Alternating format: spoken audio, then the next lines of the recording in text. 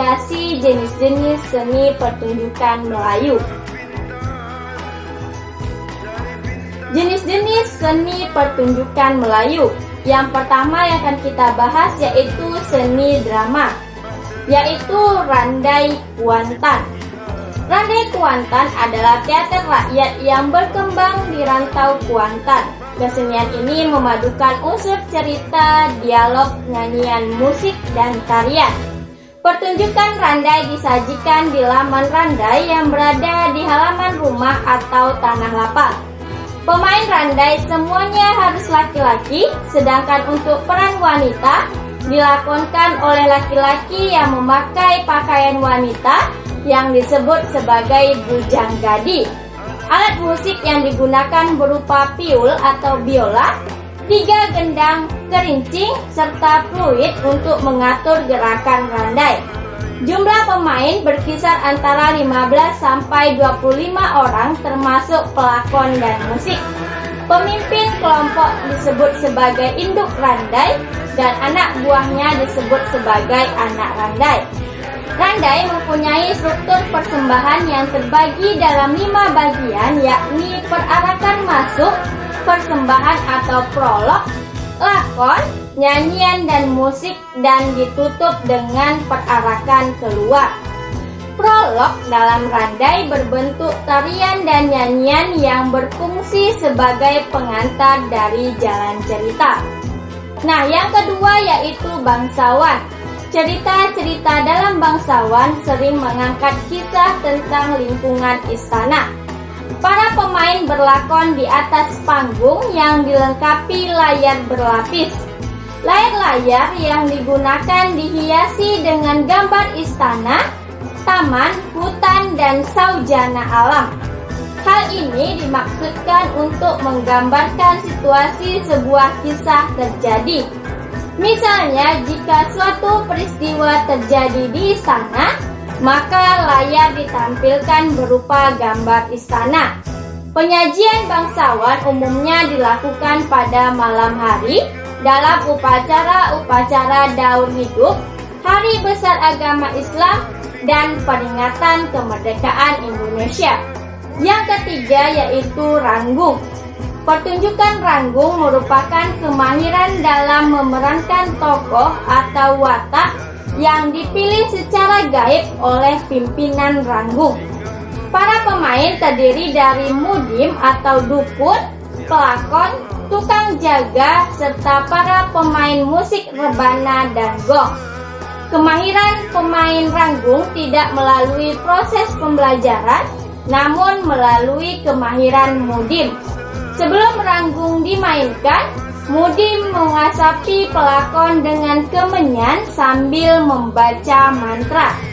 Jika mantra berhasil, pelakon akan kemasukan roh halus sehingga akan berubah menjadi tokoh yang dimaksudkan. Pada saat pelakon kemasukan salah satu karakter, maka akan menirukan gerak dari tokoh tersebut. Misalnya, jika berperan sebagai burung elang, maka akan menirukan gerak burung elang. Selanjutnya, seni tari. Pada bagian ini akan dijelaskan beberapa bentuk tari zapin yang berkembang di Riau, yaitu yang pertama zapin siak. Penamaan zapin berasal dari bahasa Arab, yaitu al-zapin, yang mana berarti gerakan kaki. Sehingga tari zapin dapat dipahami sebagai tarian yang banyak mengandung atau menitik beratkan pada gerakan kaki sebagai media ungkap tari. Namun, gerakan pada tangan atau lengan juga tidak kalah penting. Tangan dan lengan bertindak sebagai penyeimbang tari dan mempunyai bentuk gerakan tersendiri. Secara garis besar, gerakan tari zapin siak dapat dikelompokkan dalam beberapa bagian, yaitu salam penghormatan, langkah buka, langkah tari, tahtim, langkah tari, dan tahto penutup atau sembah penutup.